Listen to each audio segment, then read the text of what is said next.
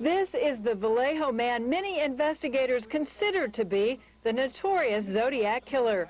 And this is the first time his picture has been revealed. His name is Arthur Lee Allen. Are you the Zodiac killer? There would be nothing farther from my mind. No, I'm most certainly not the Zodiac killer. But at San Francisco State University this afternoon, I was on a panel with people considered authorities on the Zodiac case. And for the first time publicly, they said, as far as I can tell, Allen seems to be the best suspect they've come up with. I feel that there are so many areas that point directly at Arthur Lee Allen that I feel that he is a viable suspect and in all probability the Zodiac. But investigators never charged Allen with any of the killings connected with the Zodiac. And last August, Allen died. I interviewed him a year earlier. He was 58 then, diabetic and on kidney dialysis. But back in the late 60s, when the clever killer known as Zodiac terrorized California, Allen was in his late 30s, 60 pounds heavier, strong, a biology graduate student. Police considered him a suspect almost since the beginning.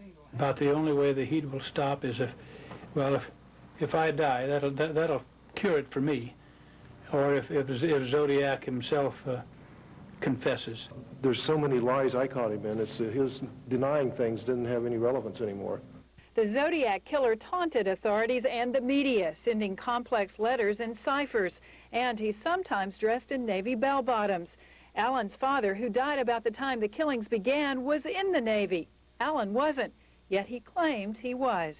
What I did was I did a whole lot of painting on a refrigerator ship, and then I ended up being a third-class radarman, which doesn't have a whole lot to do with cryptography.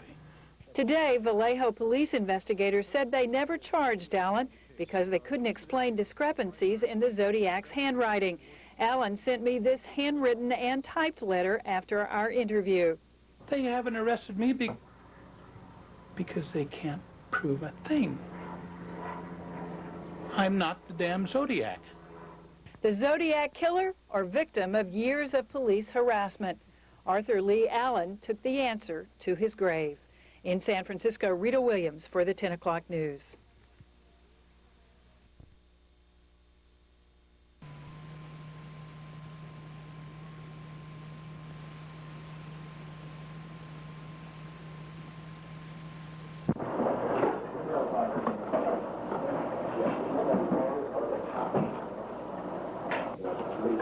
For a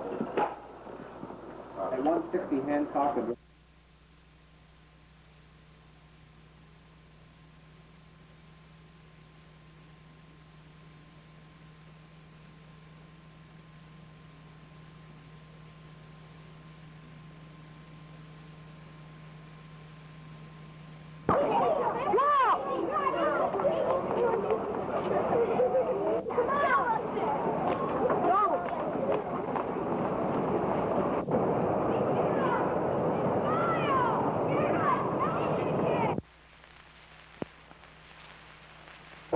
Trying to keep our route.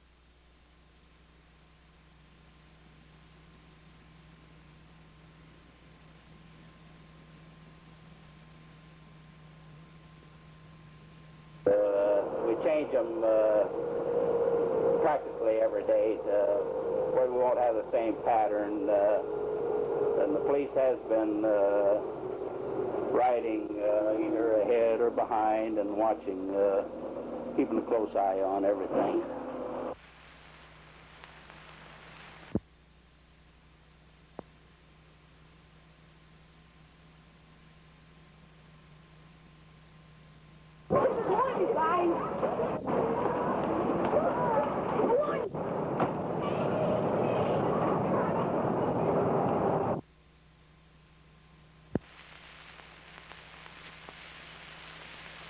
Well, the pictures are in the paper, this last one that they put out. I think it's probably as accurate as any that they have put up. Since this last threat about the school bus, we don't know what's going to happen, what his mode of operation is or anything.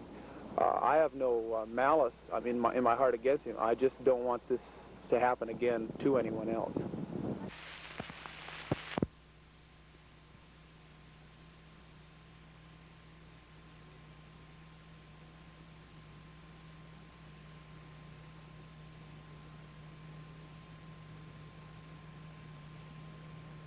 third I want to talk about this morning is what is probably uppermost in all of our minds is the recent killings and the ruthless murders that have been going on of innocent people in this city.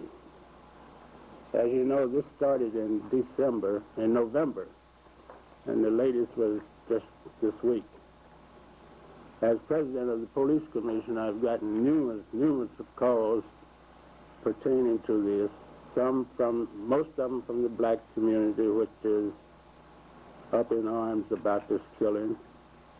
They know it's a very explosive situation, and they are trying to, and they are saying that there is nothing racist about this, even though all the murder victims have been white. I have had some calls from white people that have threatened to retaliate and so forth, but I don't go along with that. But what I want to emphasize at this time is that, on the whole, the black community is behind the police department, and they want these murders stopped. They want the murders to be caught as soon as possible, and we want to emphasize to the black community, because some of them must know or must have some identification of this murder. If you will take in mind that after each murder, a police car has been there within 2.5 to 3 minutes at the longest, yet they cannot get a clear description of the murderer. Some said he was walking, some say he's in a Cadillac, some say he is in a Valiant, and we have all sorts of descriptions. So what I want to urge on the black community today, that if any of them have any definite description of this nut that is going around shooting people, innocent people, that they will come forward to perhaps Rodney Williams, who is head of community relations, or call the homicide detail. We will do everything. We promise that we will keep their identity a secret, and that they will not have any court appearance or anything. All we want to do is catch this murderer. And before he murders someone else, I hope that someone will come in with a clear, definitive description of this nut. That's all I can call it. Now, maybe if you have, I do want to say that of the 6 years I have been on the commission, that this is perhaps the greatest manhunt that we've instituted in this department. Perhaps every third man you touch on the street is a policeman, whether he's in uniform or in undercover or in regular outfit. So we are trying to cover every area of the city, although we know where he's concentrating most of the time, but it just so happens we haven't been there at the right time. If there's any questions, I would like to ask. I have a question, sir. In referring to him, you refer to him as a nut. You refer in the singular. Is it one or two killers? We think, well, it's nuts. We think there are two killers. And we are also getting the opinion that they are alternating. One killer will kill 2 or 3, and the other one will kill 2 or 3. Also, sir, how about the switching clothing? Are they alternating in their clothing? I do not know whether they alternate in their clothing or whether they are dressed differently, and then this one will get out and do something at this corner, and the next one will get out and do something at the other corner. They might be alternating automobiles for all we know. Commissioner, do you buy the theory that's been put out that this is some sort of secret ritual to get into a black set? No, I do not. Why don't you buy that? Because I have no reason to buy it, and I've never heard of such a sect. Commissioner, would you say that you're getting less than adequate cooperation from the black community as a whole? I would think so. On the whole, There's one murder which took place in this laundromat, and I think she was the only white person in this laundromat, and there were several blacks there, but yet we couldn't give a definitive description of the murderer. Commissioner, any reason why? Can you theorize as to... Perhaps they're fighting. That's what I'm pretty sure. They're fighting. Commissioner, in all due respect, you say there's no racial, it's not a racist murder, but how can you possibly say that when, given the facts of all these cases?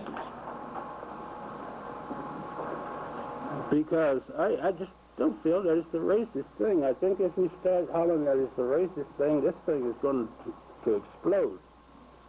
It's already very explosive at the present time.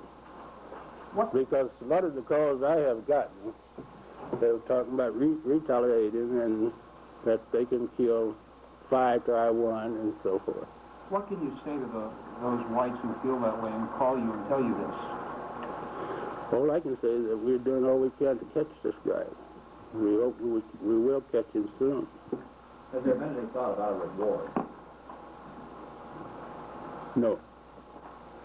I doubt that it will. No. All organized groups I've talked to, they are saying the same thing. They hope we can keep the race out of it so it will not become explosive. How numerous are these calls? All day long. I beg your pardon? Practically all day long yesterday. More than 100? Close to 100.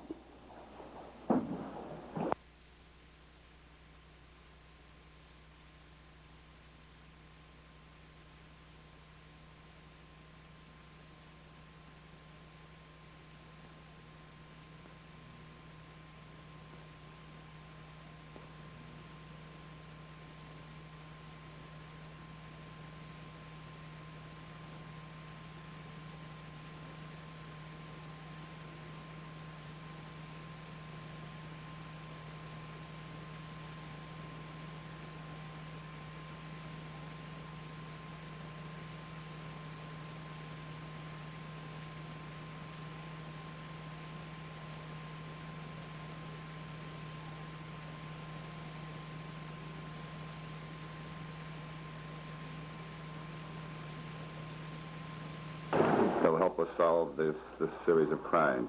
I'd like to correct one thing that this gentleman said, that they're only described as 2 blacks in the northern... Yes, there have been definite witnesses, but they will not come forward. Can you enumerate on which occasions those were that might help? One was the girl that was killed at the corner of the Visitor and Gary. How many people were... Well, one, I think, at least one. On that case, there was one Chinese lady who was right close by and who fled, and we haven't been able to locate her. Any other... The latest in a series of mass murders was committed here, and police continue their investigations with very little to go on.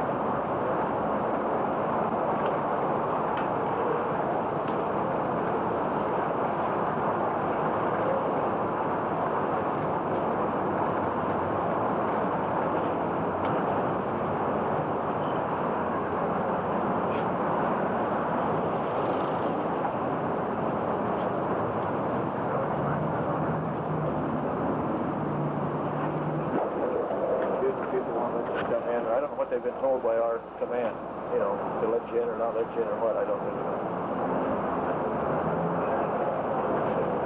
They probably we've done the best we could by leaving this door open for you. Yeah, we appreciate that. It's not going to be about.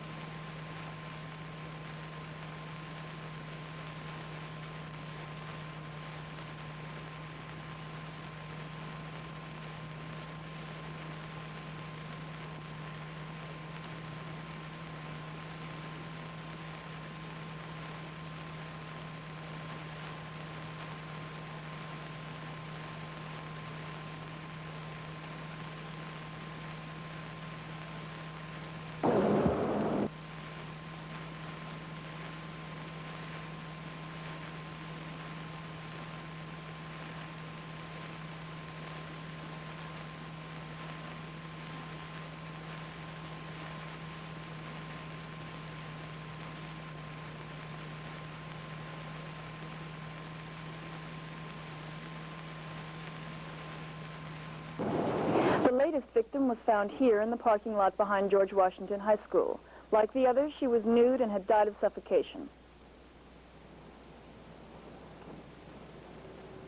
The latest victim was found here in the parking lot.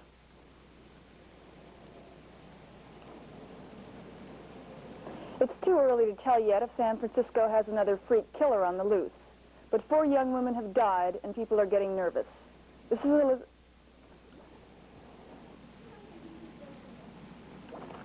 That's updated voiceover to be put over the shot of the latest victim that you have already.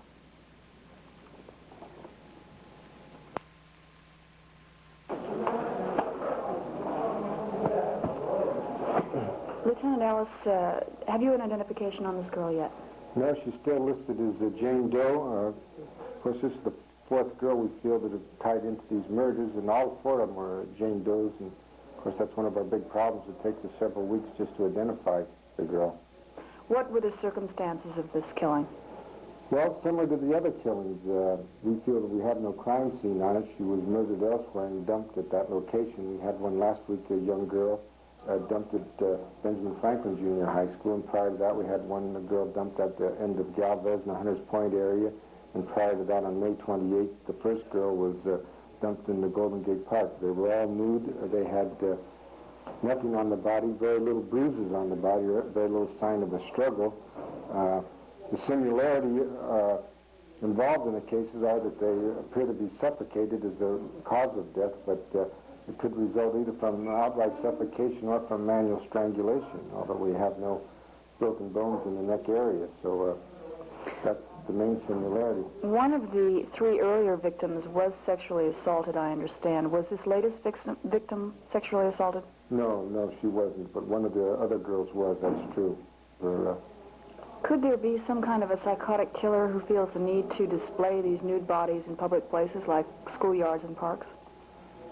Well, I hate to look at it in that vein. Definitely there's someone that's perpetrating these crimes, but normally the school's out of session now, and it could have gone on for weeks before we would have ever discovered the body. But I know of it. It looks more like they're trying to conceal them than actually for the police to find them.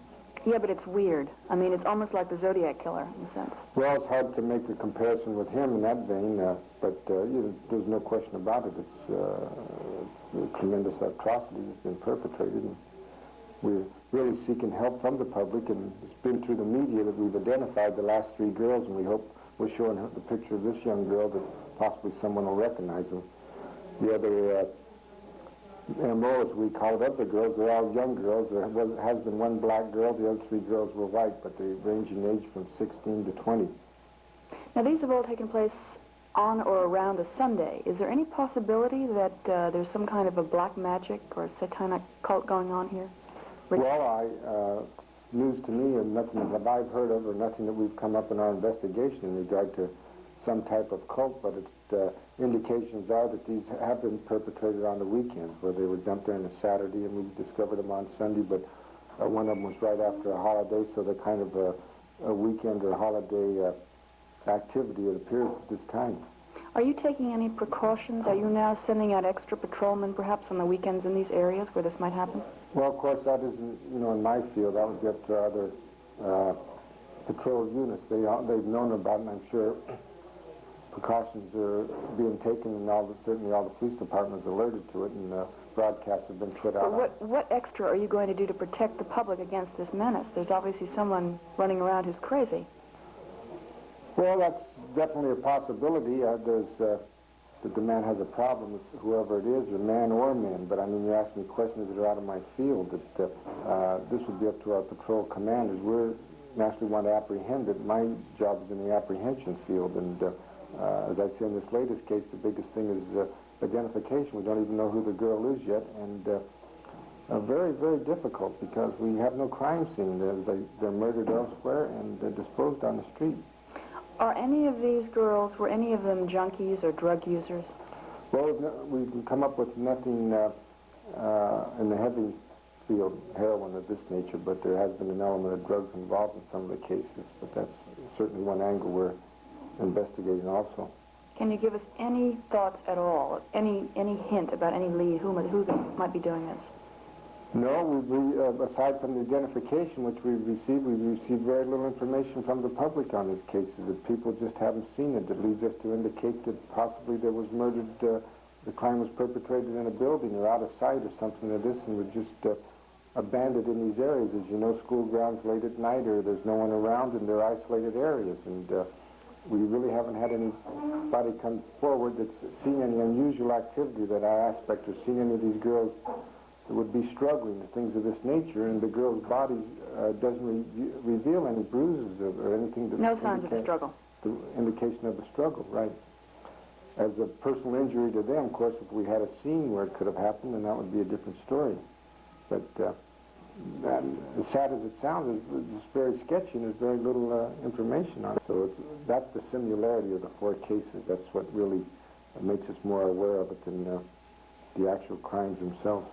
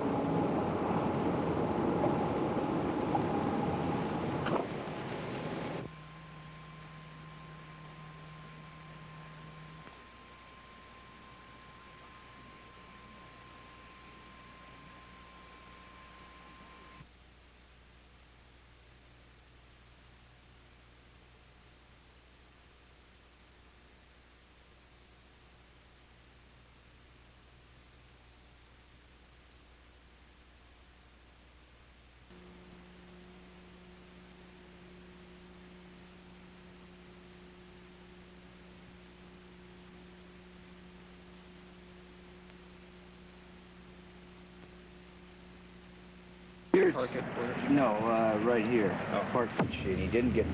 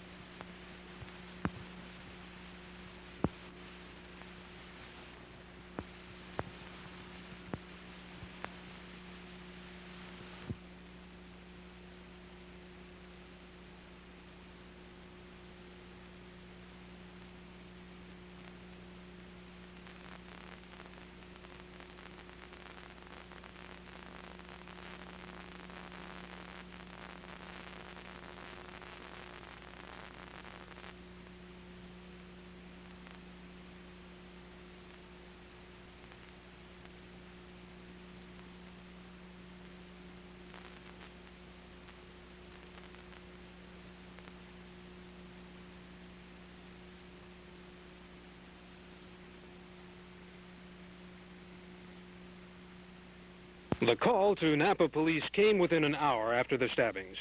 A young man's voice reported the double murder. He described the couple, their car, the scene, and hung up. Police believe it was the suspect.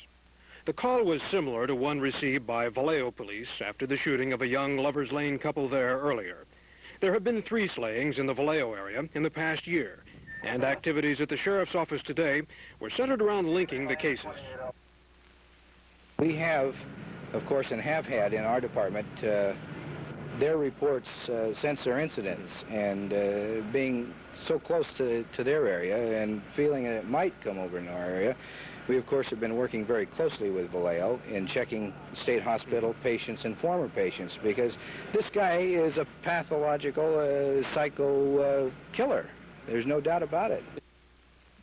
Police and park rangers combed the scene for clues until late yesterday. It was here the couple was picnicking, and here a man in a mask robbed, tied, and stabbed them, leaving them for dead. He got 83 cents. But police say robbery wasn't the motive. He is probably a psychopath. The 22-year-old girl from Southern California, the boy 20 from Oregon, were taken out by ambulance. Access around the lake was roadblocked for 18 hours. Sergeant Bill White was first on the scene.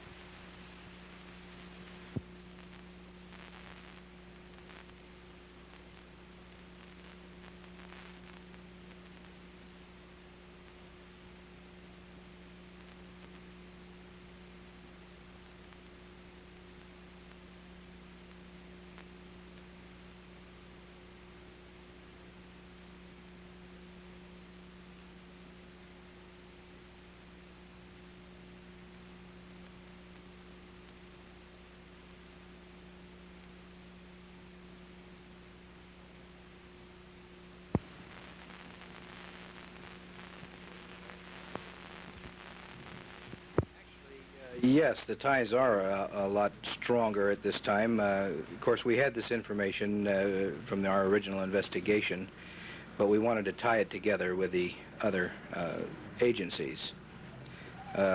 What more do you know about the killer today than you did earlier? Well, we have progressed. We've been able to come up with more physical evidence that will be able to be used in court. What we have to do is find the suspect, of course, and be able to apply those.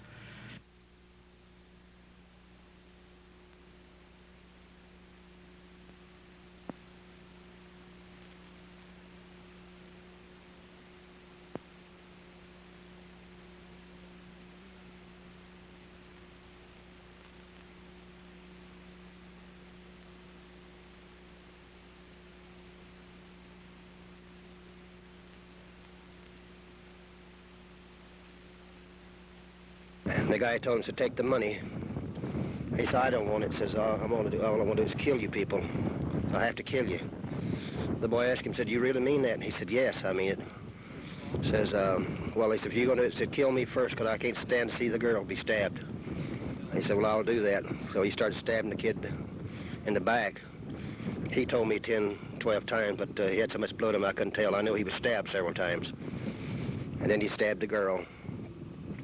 So, the boy was conscious enough to give you a description of the man? Oh, yes, they'd go out and come back, and it was taking some 35 minutes for the ambulance to get from Napa up here, which is 25 miles away from this place, and so they did a lot of talking. The boy thought he wasn't gonna make it. He wanted to give a description of the guy best he could, about the best he could give us. That he had a hood over his face, and he was a big guy. 6 foot or better, over 200 pounds. What was your reaction when you saw them? Well, I've been patrolling this lake now 11 years, and I've seen a lot of people that have been cut up by boats and this and that, and for no reason at all. That's about the worst I've ever seen. The kids just chopped up, real nice college kids, just stabbed for no reason at all. I never witnessed anything like it before.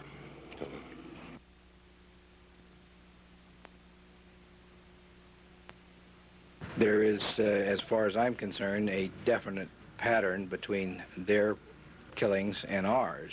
And the message left on the side of the victim's door with the dates of the Solano County murders and ours, along with other items that are on there, have definitely indicated to us that they're one and the same.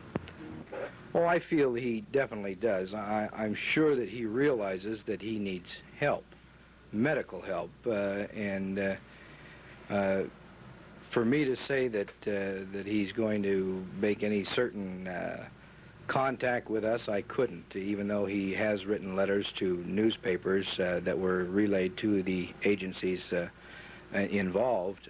He hasn't done that with us yet. I would say this, as I stated before, he knows he has a problem, definitely. He's a mental person that is sick, and all I could do is offer him help. This is about the only thing that law enforcement has to offer him at this time, is help.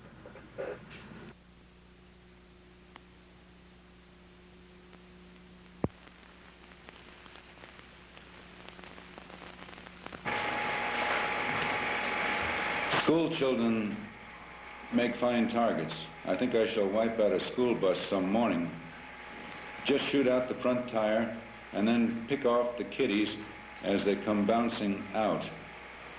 Now, what are you doing to protect the school buses, particularly in San Francisco, from that? In San Francisco, we have been, since the first day, since the reception of this note, and up to now and continuing, we have a number of plainclothes officers following buses in the morning and in the evening. We are learning more all the time, but I'll put it this way, there is no one suspect that we're focusing on at this time.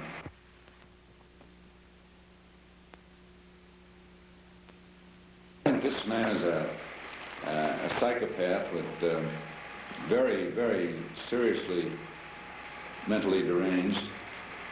He appears to have no conscience at all, no remorse after any of the acts, certainly no reason or even alleged justification for anything that he does. Several of the shootings have occurred without a single word to anybody, just merely to walk up and start shooting. This man is a serious problem to us. He's a very, very sick and very dangerous person. I personally haven't any great faith in that science, if that's what it is. We have made 2 or 3 inquiries of people in that business to gain information on what particular signs might mean. In fact, it was just a day or so ago that we learned that that little symbol of the circle with the cross in the center of it, what they told us is that this symbolizes the center of the universe, and this is called the sign of the Zodiac. Little things like that we can learn. We can learn if there is any significance as far as the Zodiac is concerned in the dates of these killings. It might be possible that this man follows some certain pattern in that direction. We don't know yet.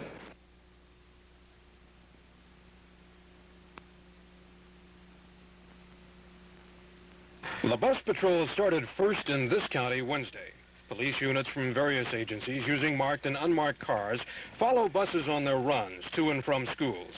Assisted by aerial patrols and some buses now equipped with two-way police radios, the massive patrols are responses to the Zodiac killer's threat to stop a bus and shoot children.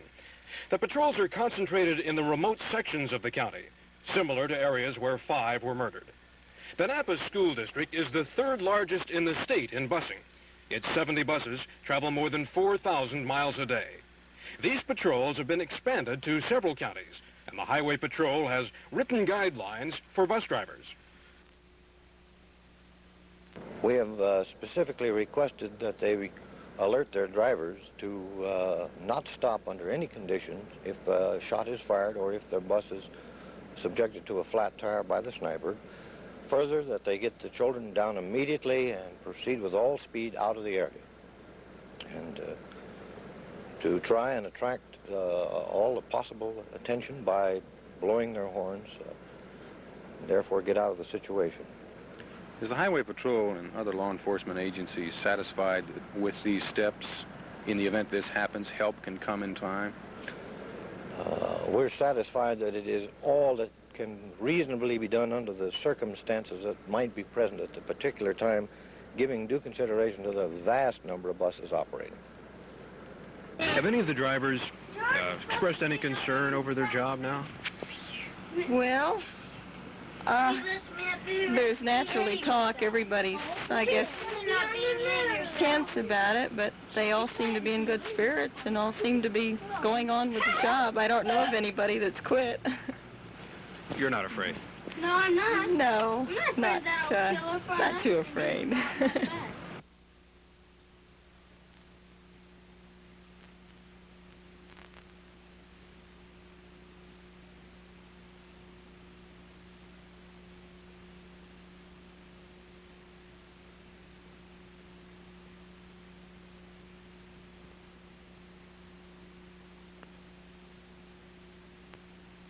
First of all, he is described.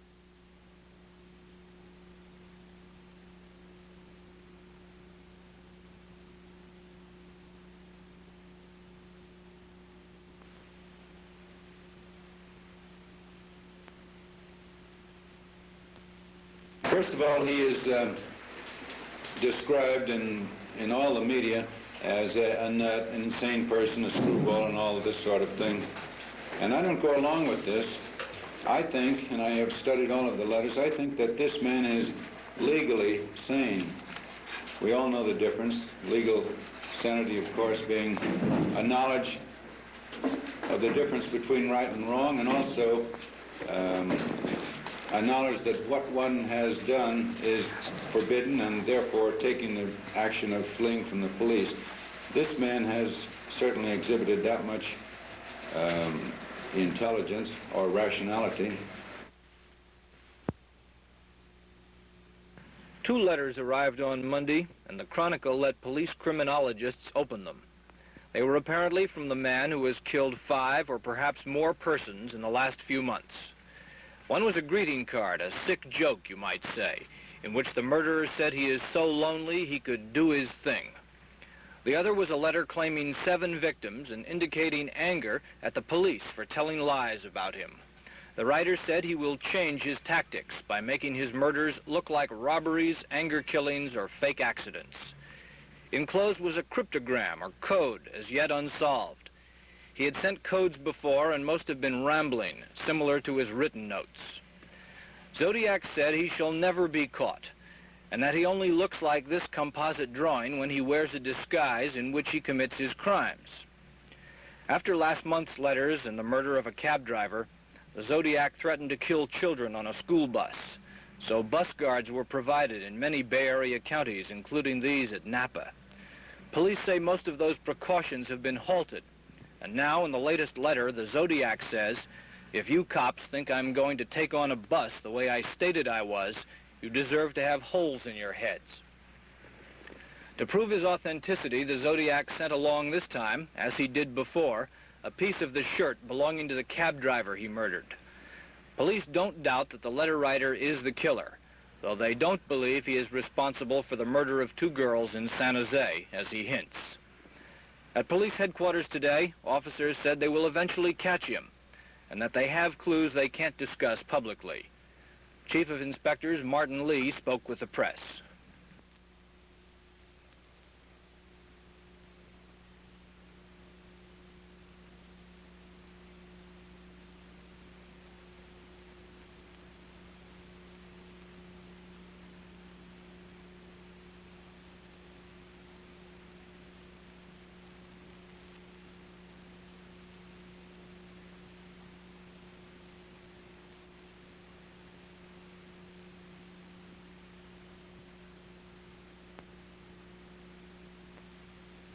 This can does have some white paint splotches on it, which we're looking at, in hopes, again, that it might be identified by someone. On the other hand, we have this length of rope. This is a 33 feet length of rope. The rope, as you can see, is a white nylon interwoven with a strand of bright orange polyethylene type material in the white nylon. We also have in our possession an American flag. This American flag is approximately 4 feet by 6 feet in dimension. It was manufactured by the Paramount Flag Company in San Francisco. And it's a heavyweight cotton flag which contains 48 stars. And this in turn indicates the approximate age of the flag. We also have in our possession a barracks bag. This bag is olive drab in color, of the type commonly used in the Army and the Marine Corps. The bag which we have has been cut in half, and this department is in possession of the bottom half only. The bottom portion has a handle attached and bears the stenciled partial name in letters E.S. and then F, and then a last name, C-A-M-I-C-I-A. We are receiving information daily about these articles, and because of the evidence value of these articles and the use with which we'll be using them, the district attorney and myself have decided that we will not comment further about specific information which we are receiving, although we are asking the citizens if they know of these articles or where they might have come from to let us know.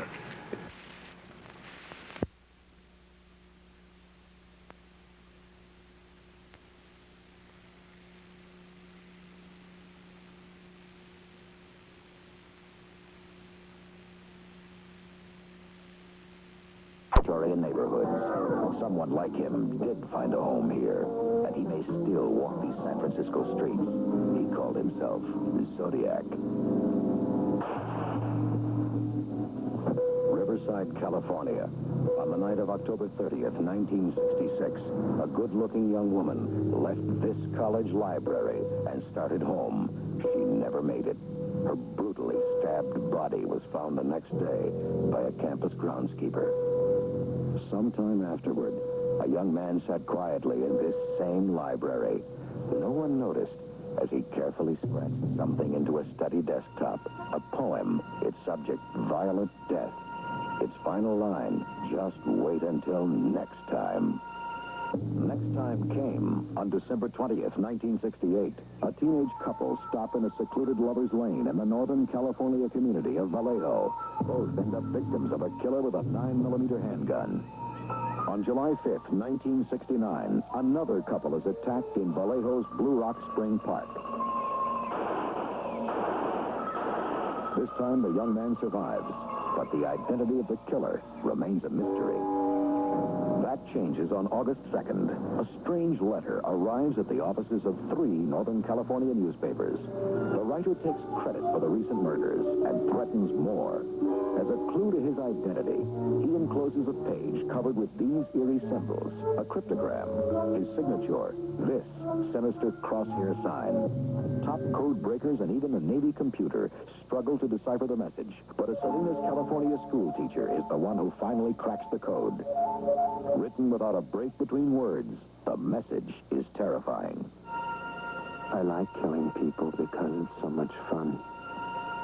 When I die, I'll be reborn in paradise, and all that I've killed will become my slaves. On September 27th, the code killer strikes again, this time with a 12-inch knife. The victims are a third couple. Miraculously, the young man survives. He relives the horror of his experience for police and the media. But he can offer little to identify his attacker. The killer wore a hood when he struck. Hard against him. I just don't want this to happen again to anyone else. It does happen again. October 12th, 1969, near this San Francisco street corner, about 9:30 p.m. The victim, a part-time cab driver. This time there are witnesses.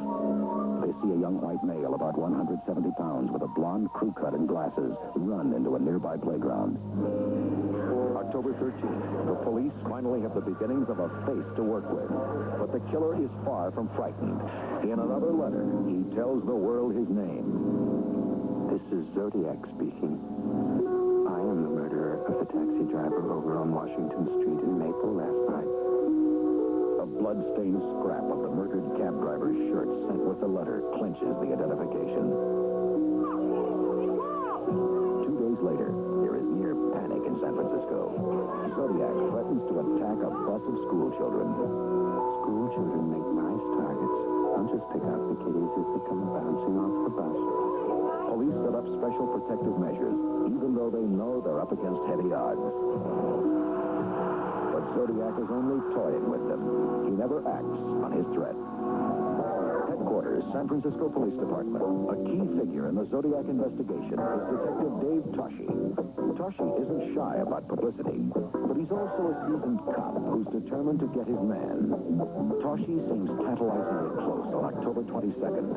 Someone claiming to be Zodiac calls a San Francisco talk show and arranges a meeting with lawyer Melvin Belli. I've got a way of telling whether this is the man who calls himself Zodiac, but I know it's a man who needs help very badly. Belli keeps the appointment, but the caller never shows. Then, on December 28th, Belli receives a scrap of the cab driver's shirt and a frightening Christmas greeting. This is Zodiac speaking. I wish you a happy Christmas. The one thing I ask of you is this. Please help me.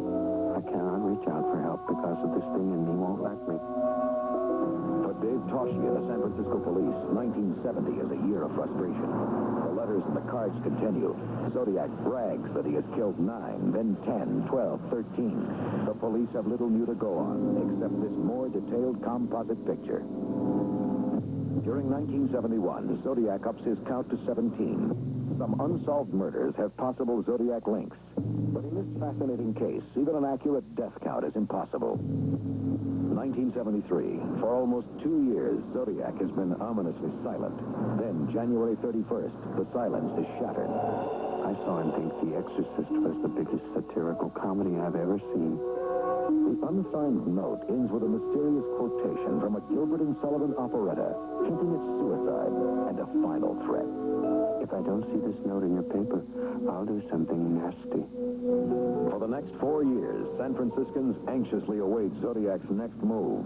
Occasional anonymous letters, a link to the mysterious killer. But by 1978, police wonder if the man called Zodiac has finally decided to join his victims in his fantasy afterlife. Then, April 25th, 1978. This is the Zodiac speaking. I'm back with you. Tell Herb King that I'm here. I was always here. That city pig Toschi is good, but I'm smarter and better.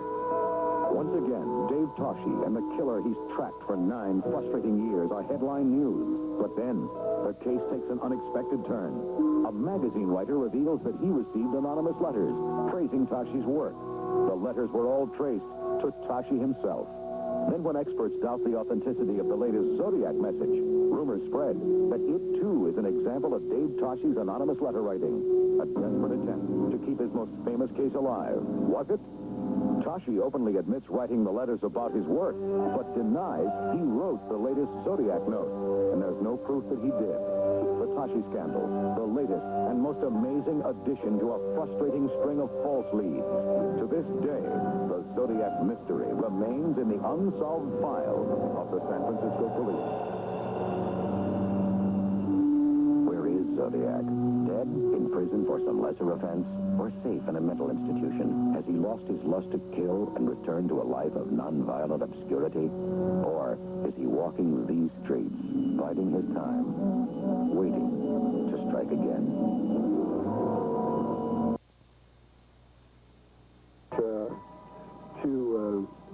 To shoot up a school bus and pick off the kiddies one by one.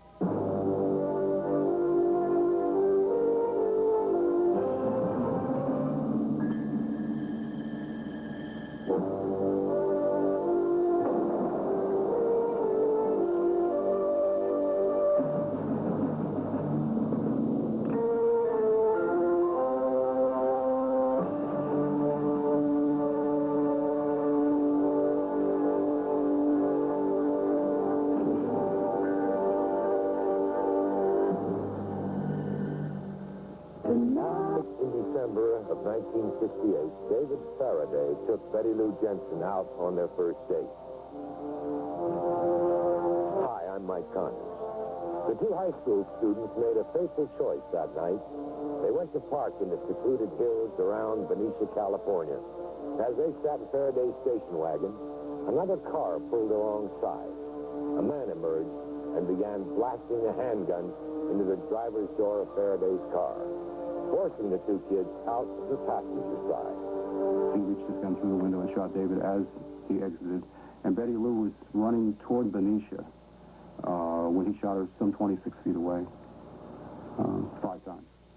Darlene Farron, a 22-year-old waitress, was the next victim. She lived nearby in Vallejo, California, and had gone out with her friend Mike McGough on the night of July 4th, 1969. They were cruising around Vallejo when a car chased them out of town and cornered them. And then suddenly the door flings open, and this crew-cutted man with glasses, a rather pronounced stomach, gets out shining a light into their eyes. They're totally blinded. And Mike had reached for his wallet almost as if he thought it was some sort of policeman. And he fired bullets into the car. And the bullets passed through Mike, who was very badly wounded. He had extensive surgery, but Darlene was killed. He survived. The killer now sent letters to 3 newspapers, the San Francisco Chronicle, the Examiner, and the Vallejo Times-Herald. They were the beginning of a flood of written evidence he would pour forth in the years to come. He gave himself a name, Zodiac, and a unique symbol with which he signed each letter. He also baffled the police with a complex 3-part cipher, one piece of which he sent to each newspaper. In this particular code, the Zodiac used what we refer to as a common letter numeral substitution code, where you might substitute the letter C for E and A for B, and et cetera, and et cetera. And coupled with that, he used some symbols that you might describe as being something like semaphore flags, where he'd take a square and color in half of it diagonally. Or he used some Greek symbols. The published code stumped hundreds of amateur cryptographers and several intelligence agencies. And finally, Donald Hardin and his wife, who just simply sat down and through sheer stick-to-itiveness and worked around the clock. And they were the only ones, the CIA, Naval Intelligence, none of these people were able to crack this 3 cipher code. And this was, certainly for his wife, the very first attempt at any sort of cryptography. For Don Hardin, I think he'd done crossword puzzles. He had some various books on ciphers. But what they had begun to do is they looked for a double combination of symbols, the most common being a double L. And Mrs. Hardin thought that he would use the word kill. And so once they figured the word killing or kill was somewhere, and those were double L's that they were seeing throughout these ciphers, that eventually gave them the key to break it. It said something about this is the Zodiac speaking, something about collecting slaves, and those that he did collect would be his slaves in the afterlife, and he liked hunting people rather than animals because people were the most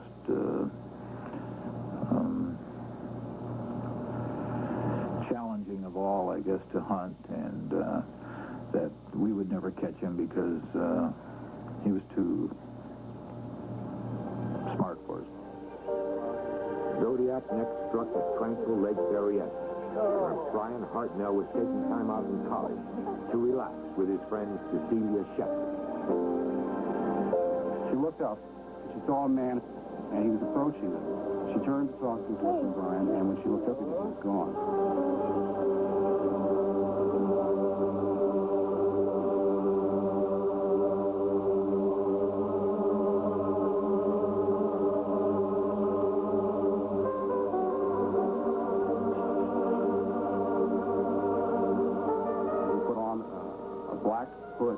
Like a medieval executioner, came down over his shoulder with a white cross circle on it.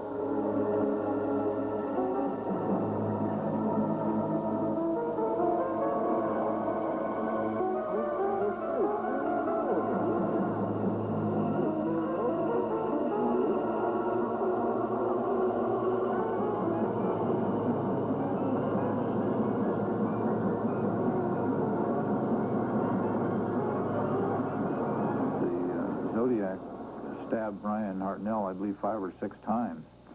And Brian was on his knees on the blanket at the time, and he fell over, and the only thing that saved his life was he feigned death. He pretended he was dead.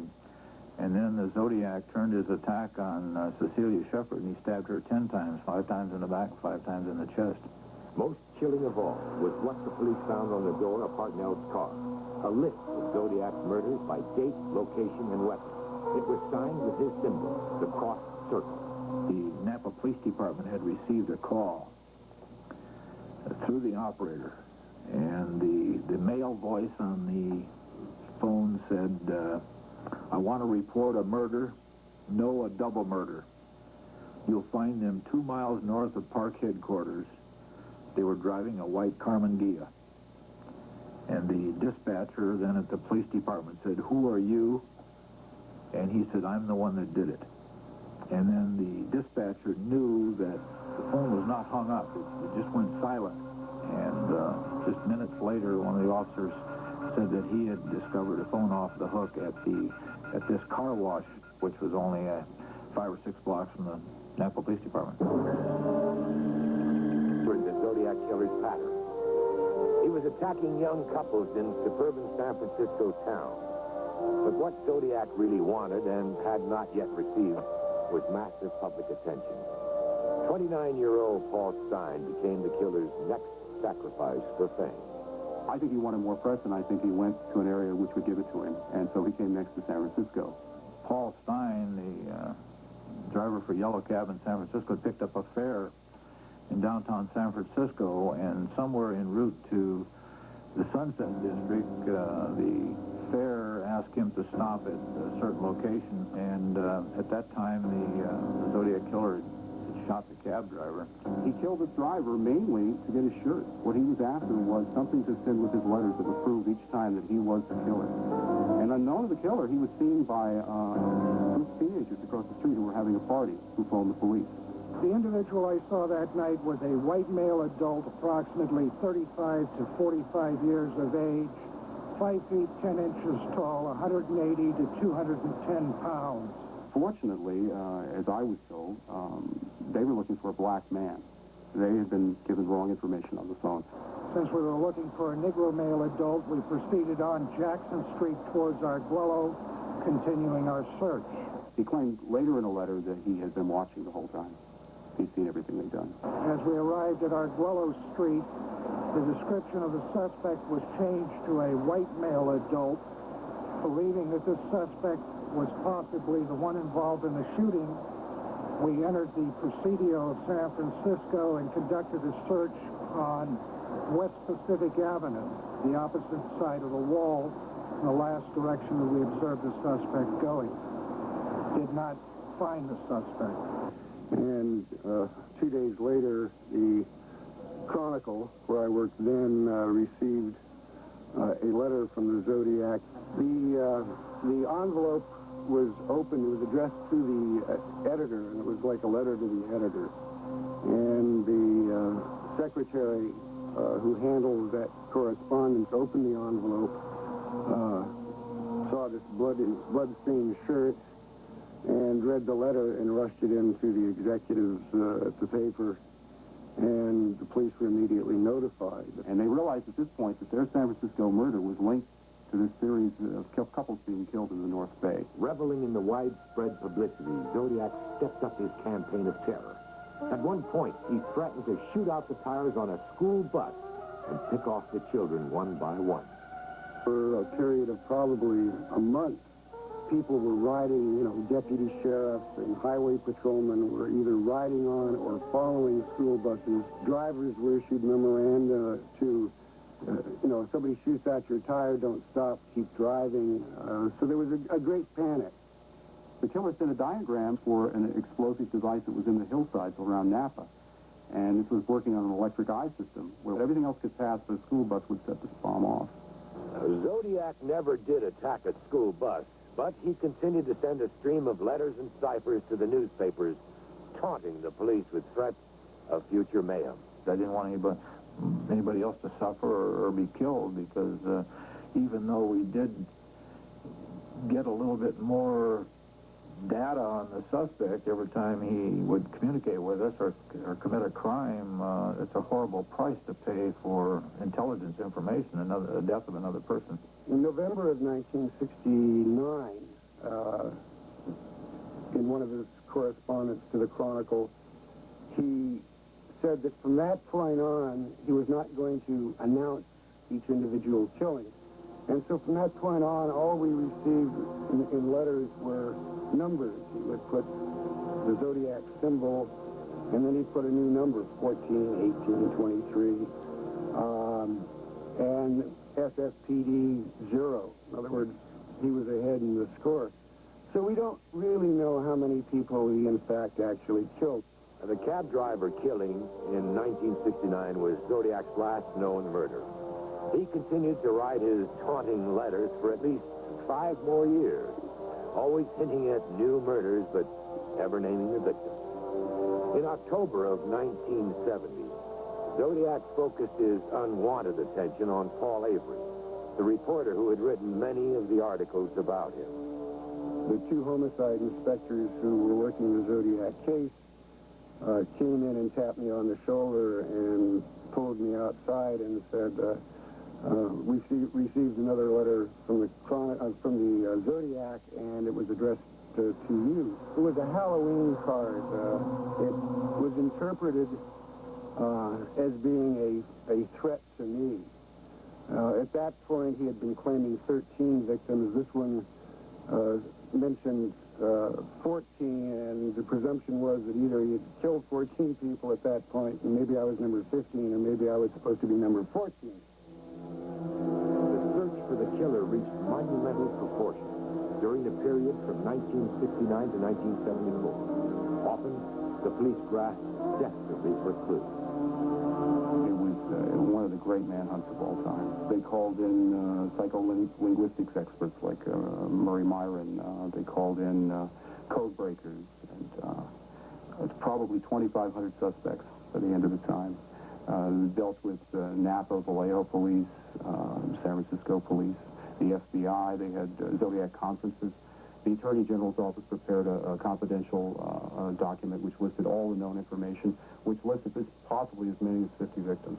Another person that has a theory that all of this dwells from Mount Diablo, a mountain about 30 miles out of Vallejo, and they've drawn radiuses off of Mount Diablo, and this killer lines up people in these radiuses and does the killings there. That's never panned out either. At one point, I received a phone call from Anton LaVey, who was the founder and the high priest of the Church of Satan. And this was, which was very big in the late 60s and early 1970s. He thought that one of his parishioners, one of his members, might be the Zodiac killer. And he provided me with some material. I mean, the Zodiac killer was so bad that even the Church of Satan didn't want him. It was just a multitude of information coming from all different locations. People calling into us, calling into other police departments, and people were going every different direction. And there was nothing computerized at the time. We had no central depository for any of these reports. Throughout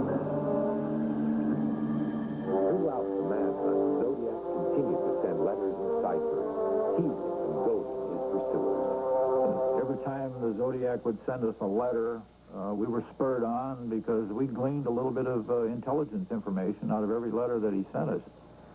And we just hoped that we could latch on to one little thing that might lead us to the Zodiac killer. We knew an awful lot about this killer. One of his letters quoted the Gilbert and Sullivan stage play The Mikado.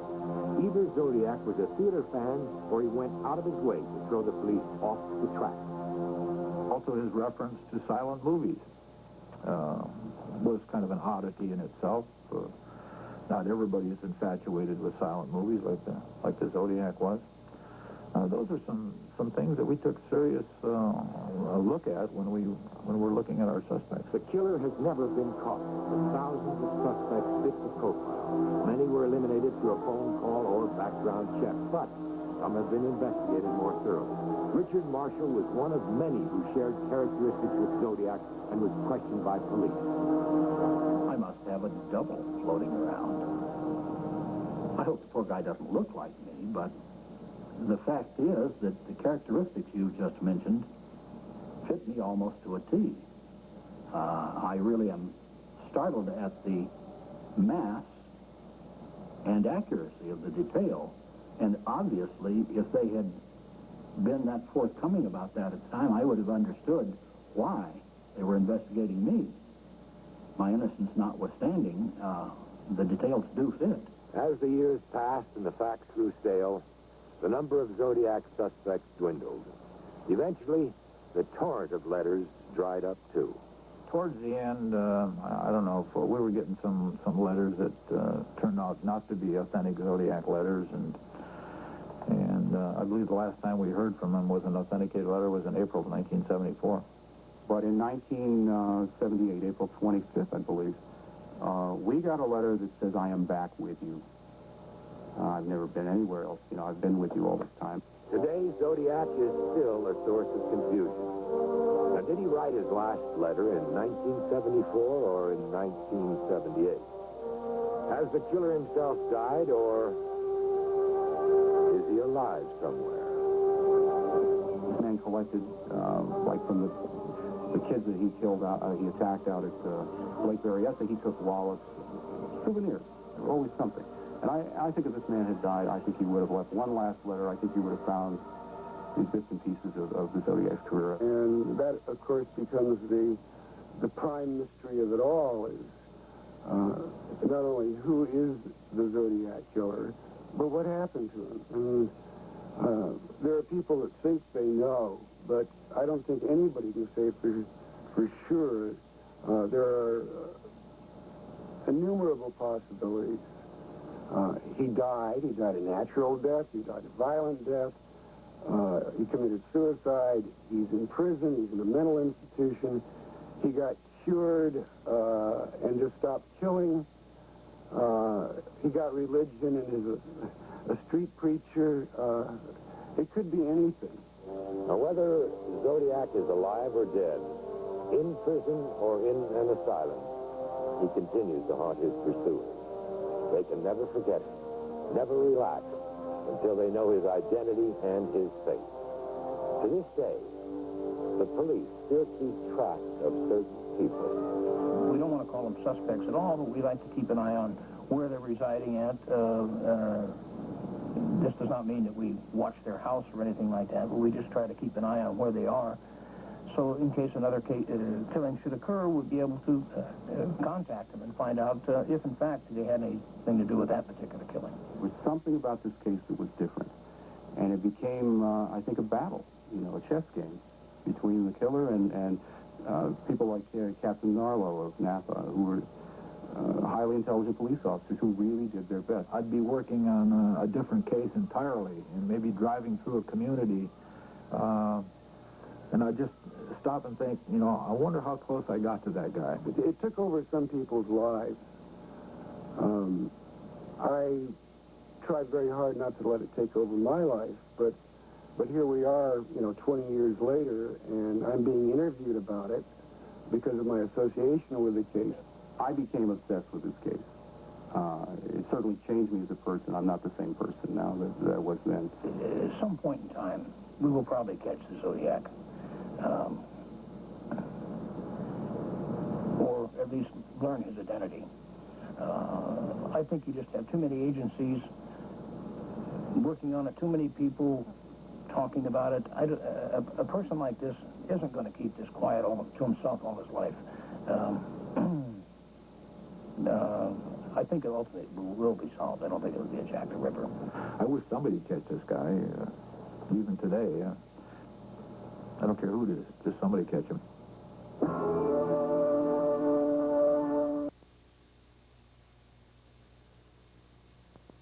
Responsibility for the New York shootings has written letters to the New York Post and 60 Minutes claiming that he is San Francisco's notorious Zodiac killer. Police say they think it's all a hoax, but the possibility is an alarming one.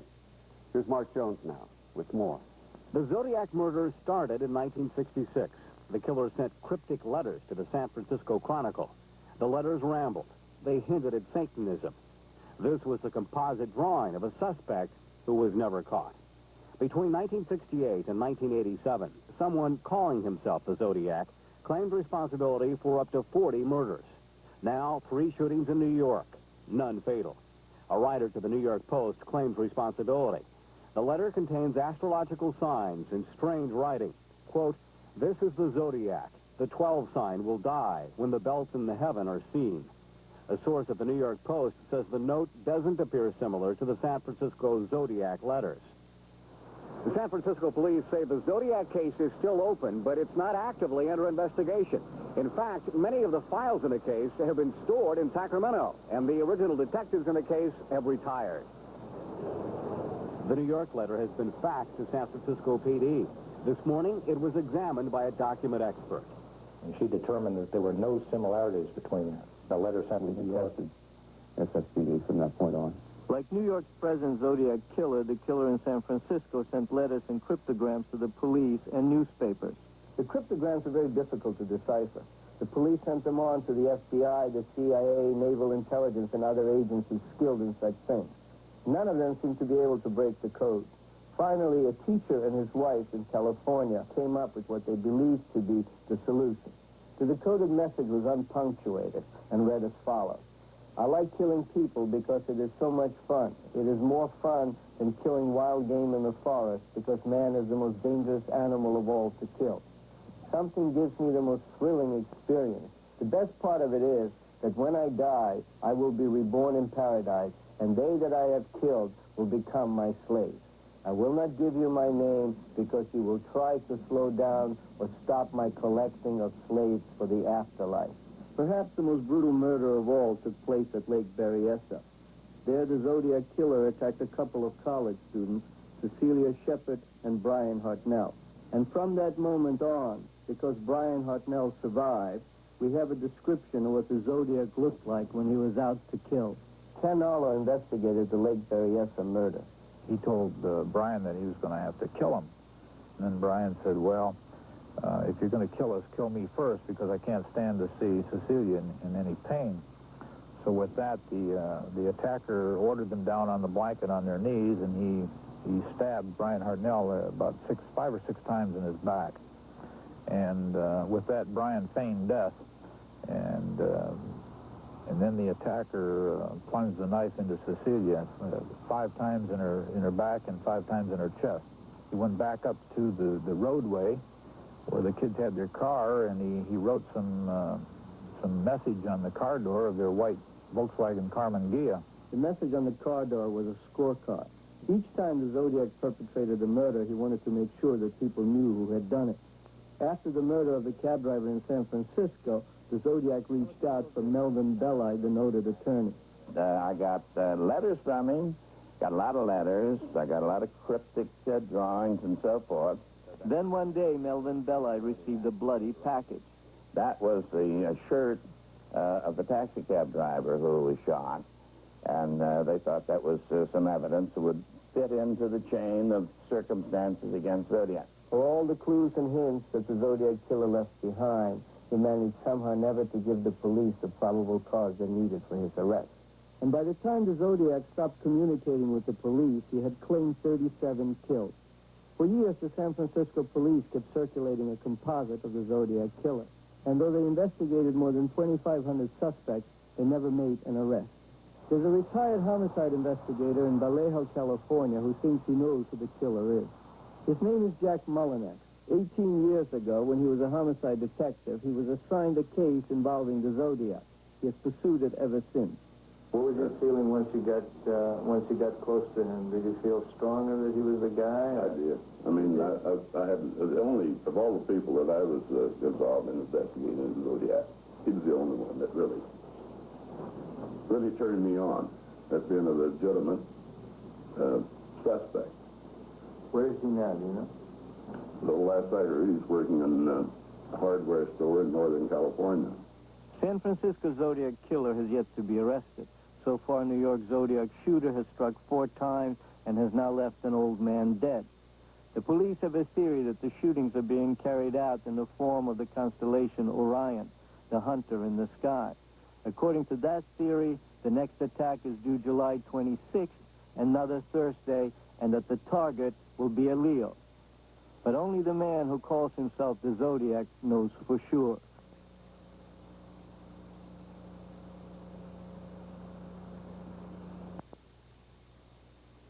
For more than 20 years, this case has remained unsolved. A mystery so troubling, we've decided to launch our own investigation. Officially, there were 6 murders, but there may actually have been as much as 3 times that number. We went to the police files, we interviewed witnesses, and analyzed the crime scenes. Our investigation was conducted with an open-minded attitude, an attitude that may have been lacking in the official investigations. Here at the beginning of our results is correspondent Alexander Johnson. Geraldo, this is the setting, the post-war boomtown of Vallejo just north of San Francisco. It was 1968, and young people growing up in this tough blue-collar town could hear the acid rock beat of Haight-Ashbury just 20 miles across the bay. And it was hard to resist LSD and other mind-altering drugs and the mysterious attraction of the occult, which was spreading worldwide from the epicenter. It was here, just 5 days before Christmas, that the Zodiac struck and killed. Its first victims in Vallejo were a teenage couple, Betty Lou Jensen and David Faraday, shot dead in a dark and desolate Lover's Lane. Retired Vallejo Times reporter Dave Peterson. About all that was left the next day was blood on the ground, and there was a lot of that. Investigators told me that it was the bloodiest scene that they had come across. 7 months passed. Then around midnight on July 4th, the killer struck again in a deserted golf course parking lot, less than 2 miles away from the Jensen-Faraday murder site. Once again, the target was a young couple, Mike Pajot, who would survive, and Darlene Ferrin, due to her friend. Former Vallejo police officer Richard Hoffman was first at the scene. She was obviously dead. I checked the neck for pulse, and she was dead. By the rear wheel was the other victim. He was trying to say something to me, but he couldn't speak. It was just a gurgle. Doctors at Kaiser Hospital pronounced Darlene dead on arrival at 12:38 a.m. 2 minutes later, Vallejo police received a menacing call reporting a double murder. The anonymous caller also bragged about the murders of Faraday and Jensen. Investigative author Maury Terry believes that the call was a deliberate diversion. The phone call immediately linked in the murders of Faraday and Jensen and led the police to believe that it was a psychopath at work, and it stopped the search for a real motive in the murder of Darlene Ferrin. Fear paralyzed Vallejo. There were whispers that Dee's murder was linked to drugs and possibly to a satanic cult. She seemed to be spending more money than would have come from her waitress job. And she also, along with her former husband, delved deeply into the occult.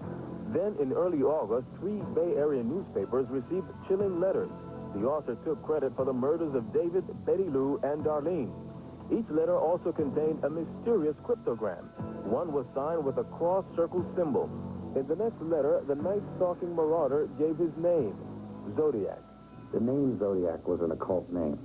And in addition, the letters also contain numerous references to the occult. 7 weeks later, Zodiac moved north to Lake Berryessa. Brian Hartnell, a pre-law student, and his classmate, Cecilia Ann Shepard, were ambushed in broad daylight by a knife-wielding killer. Cecilia died of multiple stab wounds, but a critically injured Hartnell survived to describe his macabre encounter. The executioner wore ceremonial clothing. It proved later through investigation that he had virtually copied the ritual hood of Aleister Crowley, a notorious British black magician. Crowley, who died in 1947, is regarded by many as the father of modern-day ritual magic and occultism, and over the years has provided inspiration for numerous satanic crimes in America. Zodiac also made another taunting call to the police, claiming credit for this latest attack. 2 weeks later, on October 11th, he struck for the 4th time. Paul Stein, a cabbie, picked up his murderous passenger here in San Francisco's Theater District and drove to his death in this residential neighborhood a few miles away. Stein was brutally slain, execution style, by a single bullet to the head. Gus Carreras, retired San Francisco homicide inspector, and his partner John Fortinos worked on the case. We found 3 youngsters who had been peering out the window that particular evening. We brought them in and questioned them at length, and eventually we had a composite drawing made of the particular individual that they had seen. This time, the Zodiac narrowly eluded authorities. The next day, in a letter to the San Francisco Chronicle, Zodiac enclosed a fragment of Stein's blood-soaked shirt and mocked police for failing to catch him. More ominously, he threatened to wipe out an entire school bus of children. In the months following, the Zodiac wrote numerous letters to the San Francisco Chronicle claiming new victims. Some felt his boasts were idle. Many did not. Members of numerous law enforcement agencies spent infinite man-hours on the investigation. Retired Vallejo detective John Lynch. The FBI was deeply involved in this. Nothing would have pleased John Edgar Hoover any more than this. Can't the FBI solve that case? To this day, the Zodiac remains at large. So here are the questions. Obviously, who is this homicidal maniac? Is he still on the loose? Were these random murders, or were they planned executions? Well, we're about to provide you with some answers. Black magic. There was evidently occult involvement in the case. A dead blonde. They had saw something that they shouldn't have seen. And a mysterious stranger. He wouldn't ever talk with anybody except Darlene. In a moment, we piece together the puzzle of the maniac in the mask.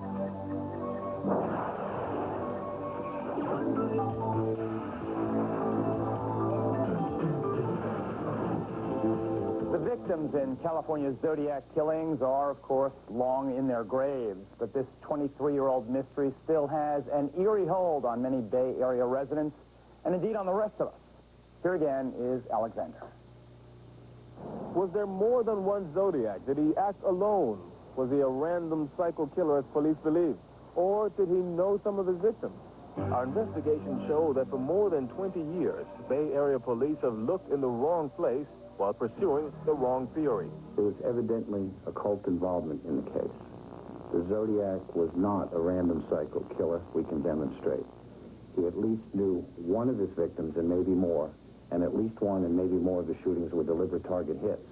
And put together, that knocks down the entire original theory of the Zodiac killing.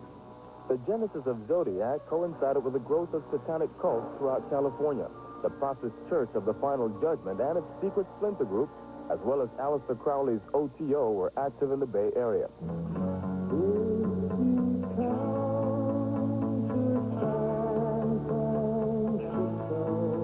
Now it can be told, as learned that Zodiac victim Darlene Ferrin was seduced by the powerful lure of the occult and drugs in Haight-Ashbury, and that blackmail may have been a motive for her targeted death.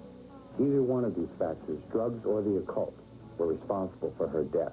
In the occult, she might have learned something, seen something that made it too dangerous for her to be allowed to remain alive.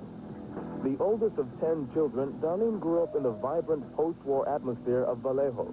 At 19, she married a violent man with a criminal history. They lived in San Francisco, a 60s mecca that beckoned the flower children of the hippie generation.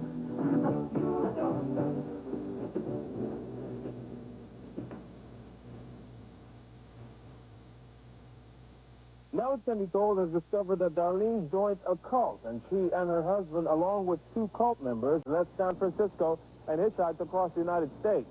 A close friend says that Darlene returned home unexpectedly. Well, when I asked her why they were back so early, she said they had gotten into some trouble, and that she had saw something they had saw something that they shouldn't have seen. Former Vallejo police officer Steve Baldino told Now that Darlene may have witnessed a ritual murder by a fellow cult member. Her younger sister Pam says that Darlene spoke freely to many about the killing, including Vallejo cops. When the occult thing started hitting our family and everyone, maybe she had witnessed a killing down in San Francisco. And then it even crossed all of our mind that she had seen Betty Lou Jensen get killed on Lake Herman Road. Betty Lou was Zodiac's first victim in Vallejo. Regardless of where Darlene saw the murder, sources tell Now that she may have been blackmailing the killer and that she was being followed around Vallejo. One night, Dee and I were getting off work, and somebody was following us. And we, drove fast around corners and to try to lose them.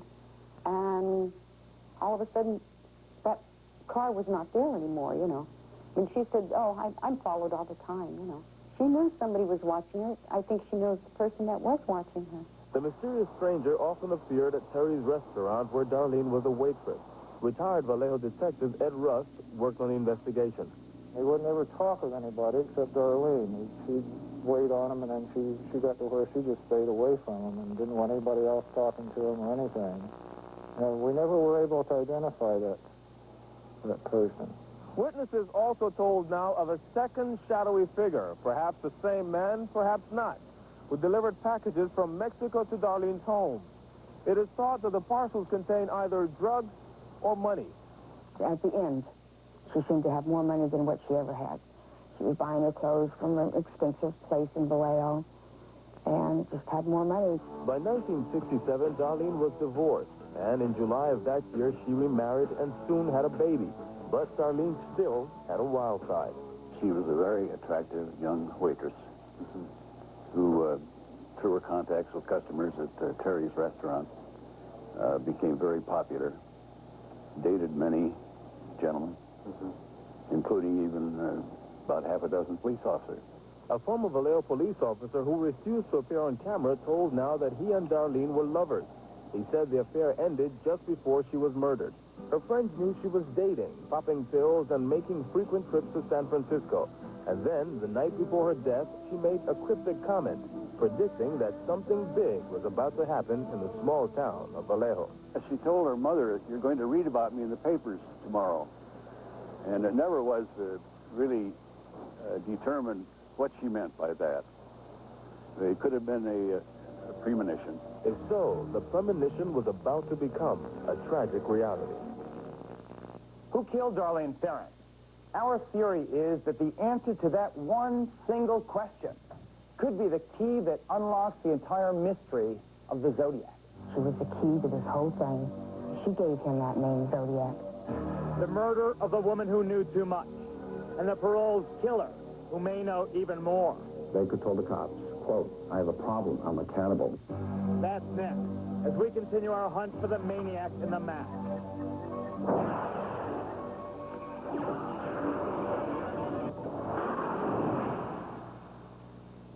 Continuing our exclusive look now into the monstrous Zodiac murders, Alexander Johnson picks up the story with the murder of Darlene Ferrin.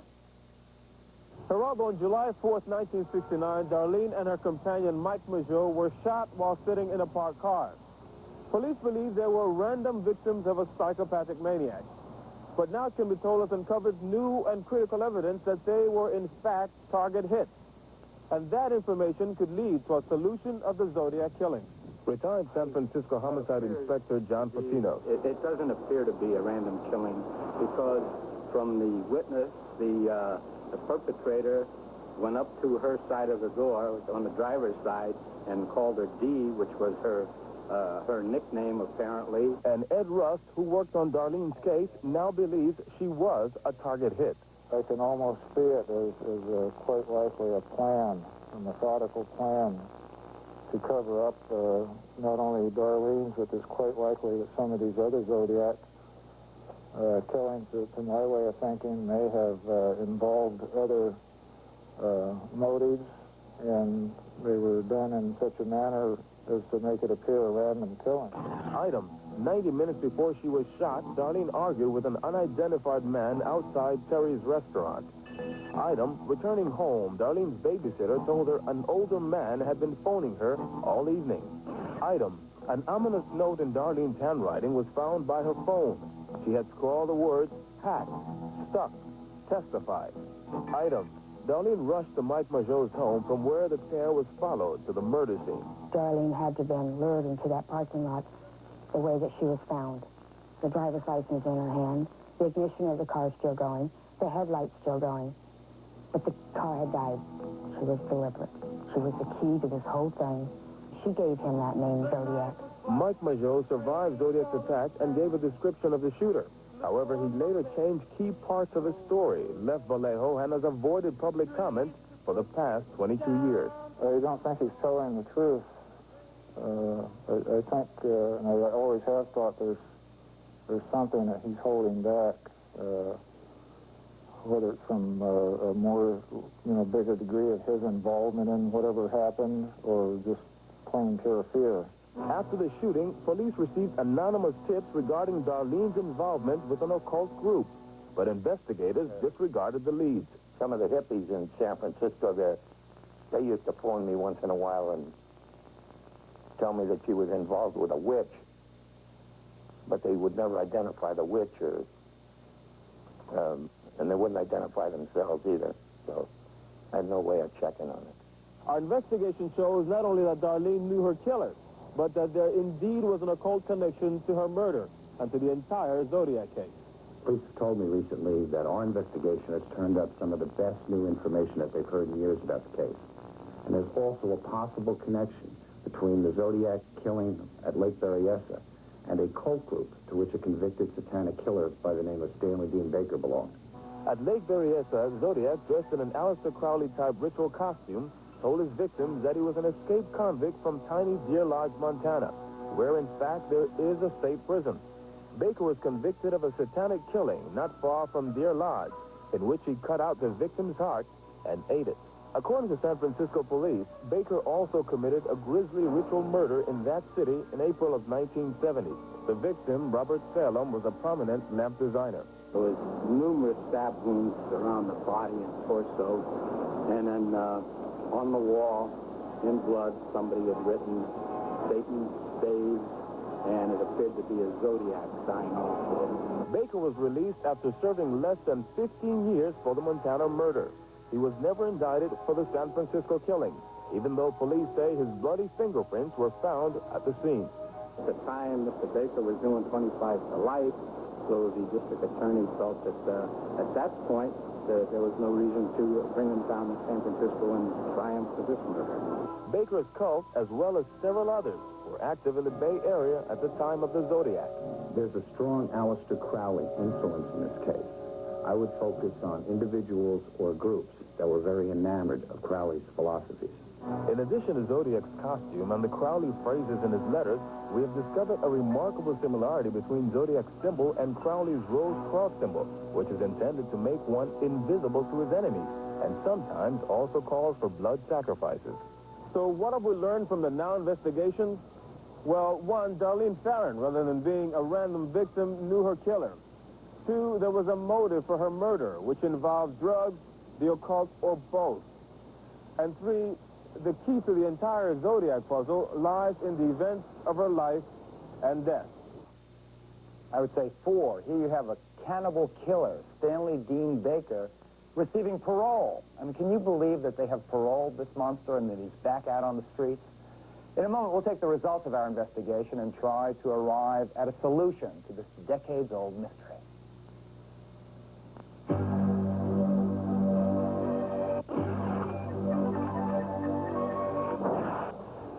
This 21-year-old magazine asked the question, has the Zodiac killer trapped himself? Well, we'll find out in a moment. But first, let's take a look at what's coming up on the next edition of Now It Can Be. Joining me now is Alexander Johnson and our crime reporter, Maury Terry. Alexander, was the cannibal killer, the Stanley Dean Baker, ever questioned as a suspect in the Zodiac? Not at all. Not that we know of, no. Do we know where this monster is? We think he's in Minnesota. Just, what, living a quiet life? Quiet life. Okay, maybe he's your milkman. Do we have real suspects, Maury? Can we tell the folks at home that we have some people identified? Is Stanley Dean Baker, for example, a suspect?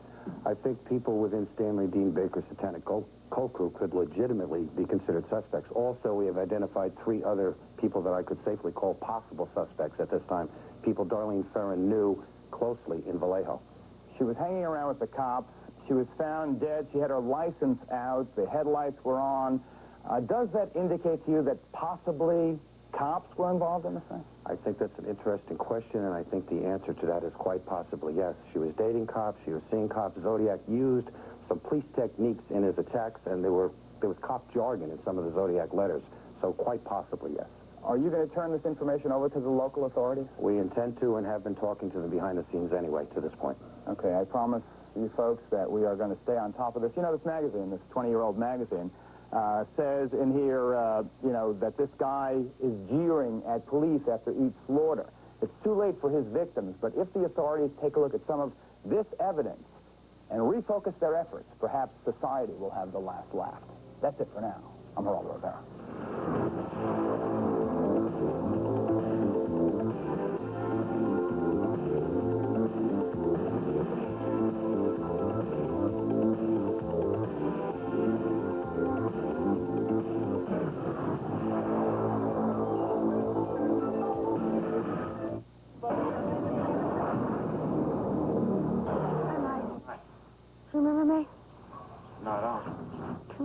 grieving young woman confronts the one man who may know the identity of her sister's killer. You can't tell me you can't, Mike. I know you know who did her.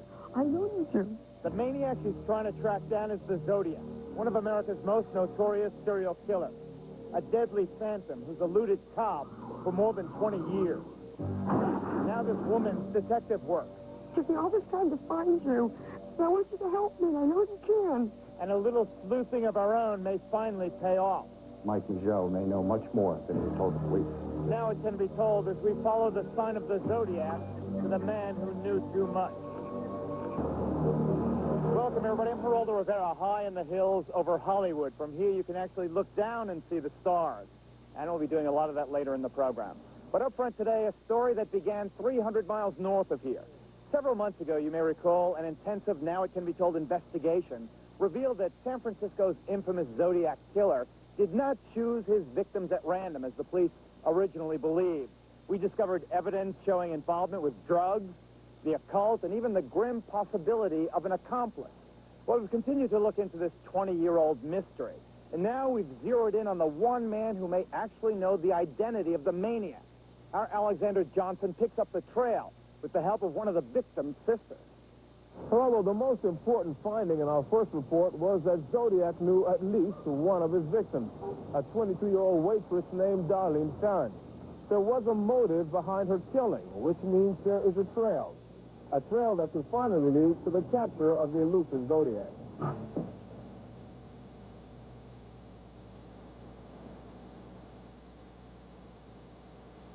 In the late 60s and early 70s, a deranged phantom calling himself the Zodiac wrote taunting letters to the California press and police. He typically struck at night in deserted Lover's Lane. But in one instance, he executed a cab driver on a San Francisco street.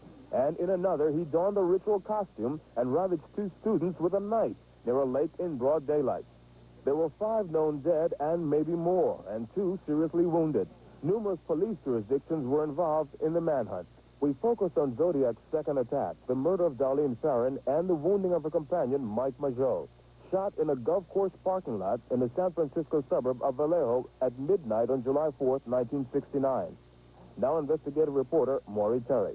Someone Darlene knew and feared had been following her around Vallejo for months. And that last night, she had an argument in the parking lot outside the restaurant where she worked with an unidentified man. From there, she hurried home and then rushed over to Mike Mageau's house, from where the 2 were followed or maybe even chased out to that parking lot where the shooting went down. It certainly was not a random hit. And it seems pretty clear that Mike Mageau may know much more than he has told the police. Mageau has been in hiding for more than 20 years.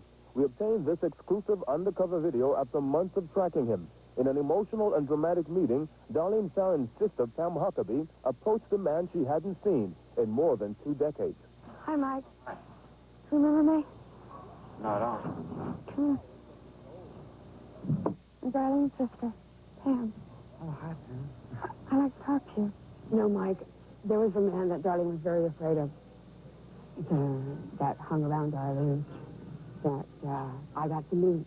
That I got to see around her. And I believe you know who he is. Do you? Yeah, I know a lot of that. It's so long ago. I don't remember a lot of his names, to be honest. It took me all this time to find you. And I want you to help me. I know you can. You can't tell me you can't. You can't tell me you can't, Mike. I know you know who did it. I know you do. But Mageau was not helpful. Retired Vallejo detective Ed Rust worked the case and is convinced that Mageau knew more. I don't think he's telling the truth. I think, and I always have thought there's something that he's holding back, whether it's from a more, bigger degree of his involvement in whatever happened, or just plain pure fear. It was Mageau who told the police that the gunman called Darlene by her nickname before firing. After her death, there were rumors that she knew about drug dealing in Vallejo, that she belonged to a cult group, had seen a murder, and was killed for that reason. We confirmed that Darlene was immersed in the occult and made frequent trips to San Francisco's Haight-Ashbury district, a mecca for Satanism and witchcraft. Not only Darlene's, but it's quite likely that some of these other Zodiac killings, to my way of thinking, may have involved other motives, and they were done in such a manner as to make it appear a random killing. And really, what better way to divert attention? Indeed, the police were diverted, at least publicly. After the San Majo shooting, Zodiac called the Vallejo PD claiming credit for that attack and won 6 months earlier on a high school couple. For years, authorities have asserted that there is no recording of that call. Yet at one time, there was.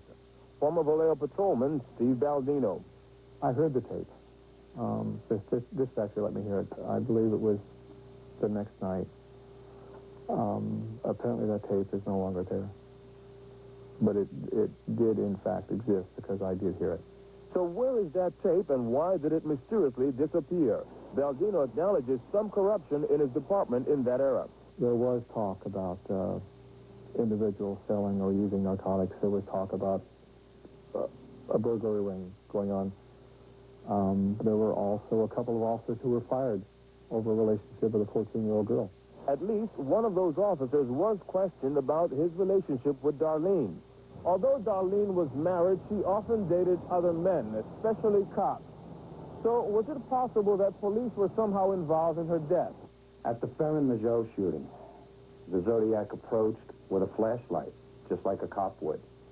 And at the other Vallejo shooting, although it hadn't been made public before, a witness saw the perp's car just minutes before the shots rang out and described it as being dark-colored with no chrome, which is highly suggestive of an unmarked police vehicle.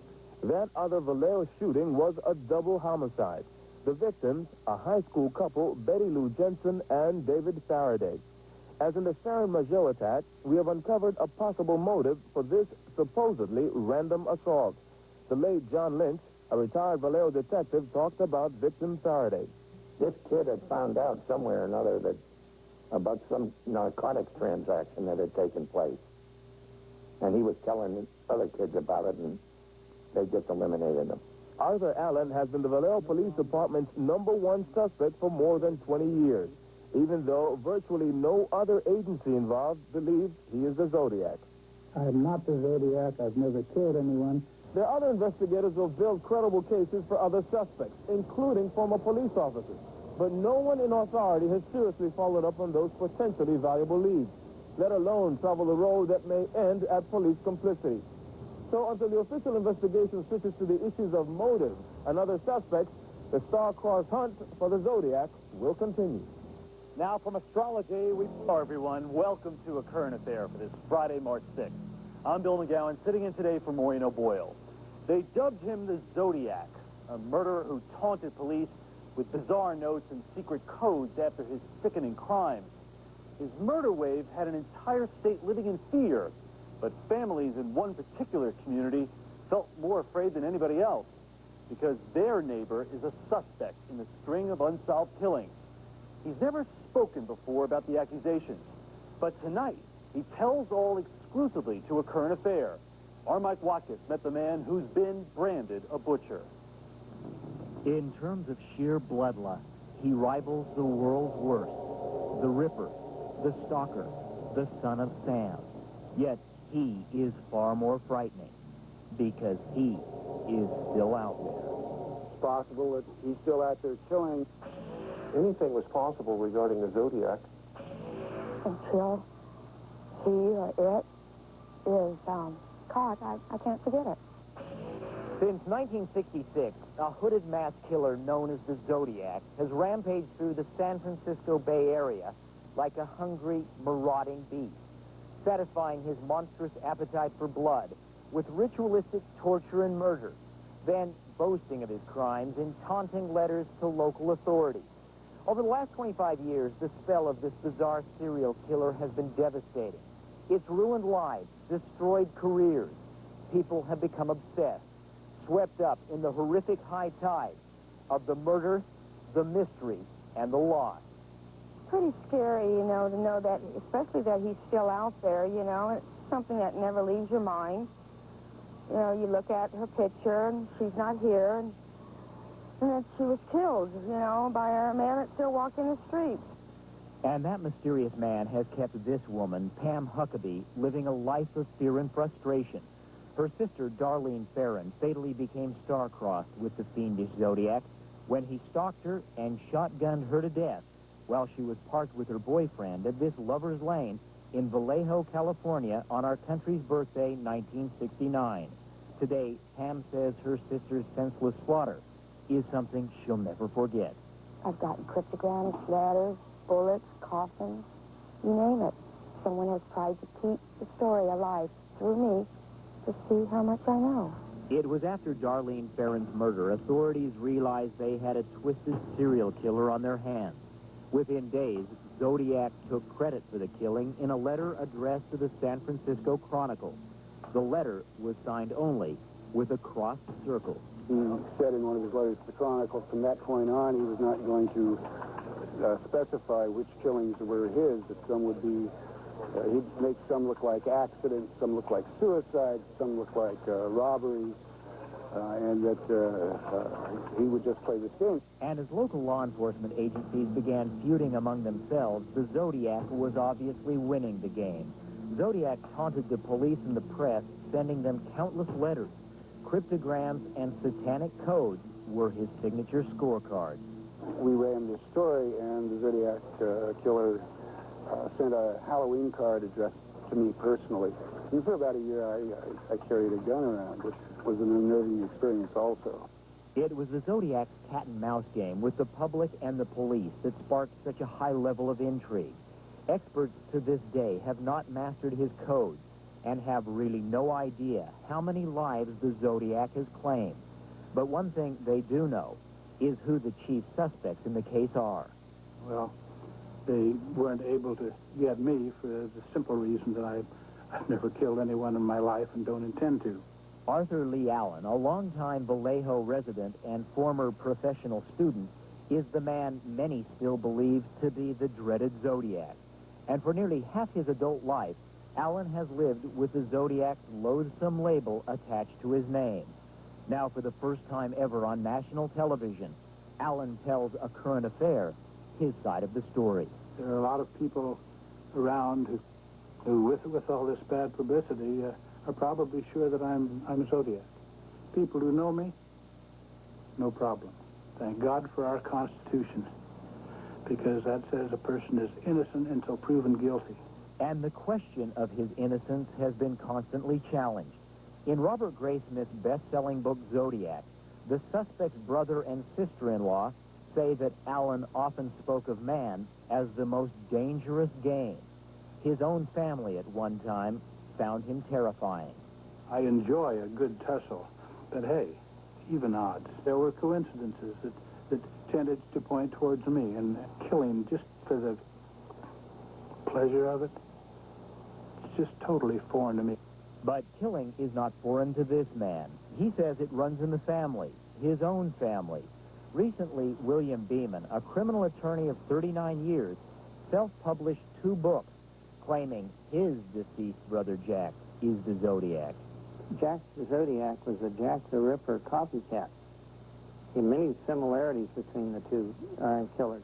They both hated women. I wish the evidence were other. I wish it was not that my brother was the Zodiac. But the truth is the truth. I think he really believes this. But however, when he tried to foster a book onto the public, it hurt his credibility tremendously. But all the credibility in the world can't mask the pain and suffering caused by this crazed killer. How many murders has the Zodiac really committed? Has he ever stopped? No matter what the death count is, Zodiac got away and has left many wondering if he's still alive, where is he hiding, and who will be next. Now, still...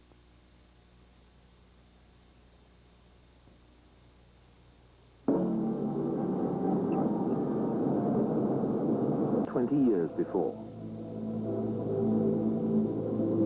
At Christmas 1968, in a parking spot near Lake Herman in the Vallejo Hills above the city, teenager Betty Lou Jensen was sprawled dead near the car. Her boyfriend, David Faraday, had been shot in the head and died before regaining consciousness. Nothing had been stolen, and the police were baffled. 6 months later, and only 2 miles from where Jensen and Faraday had been killed, came another shooting. Mike Magot was still alive, but his girlfriend, Darlene Ferrin, was slumped dead in the car. When he recovered sufficiently, Magot described her killer as white, round-faced, with wavy brown hair. A month later, on the 1st of August, 3 local newspapers received letters. These gave details of the ammunition used and the position and wounds of the victims, which had never been released officially. Each letter also had a third sheet with a message in cipher, with each editor only receiving 1/3 of the message. The writer asked that the whole message should be printed on the front page of each newspaper. He warned that if this were not done, he would go on a murder spree, killing lone people in the night. The letters were signed with a symbol similar to a gun sight. The message was published as requested. It proved difficult to crack until a schoolteacher, Dale Hayden, had the idea of searching for symbols which might make up the word kill.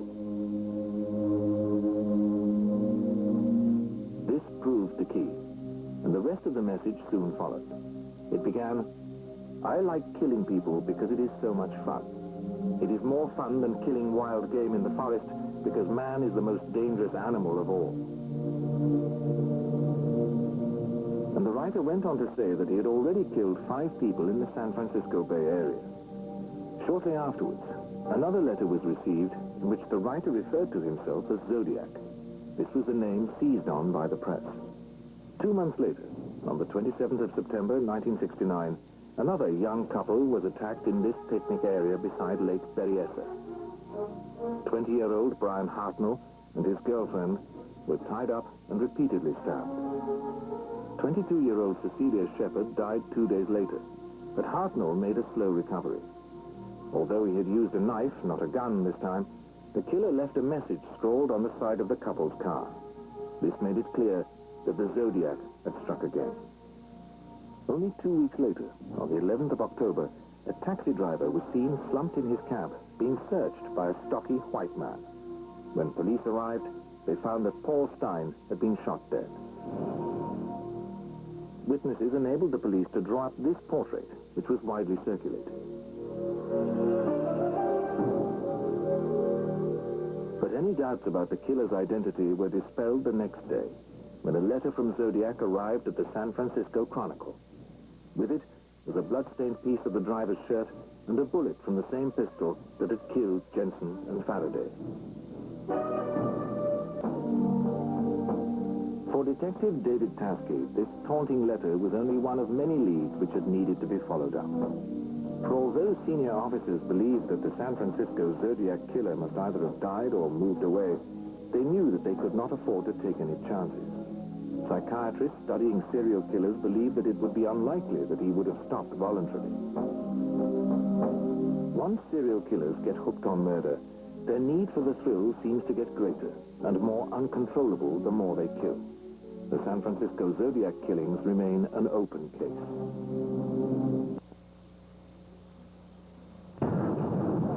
He called himself the Zodiac Killer, and with each chilling murder, he left behind a bizarre set of cryptic clues that terrified a nation. Here in San Francisco, a determined cop thinks he's found the killer. My suspect is the Zodiac.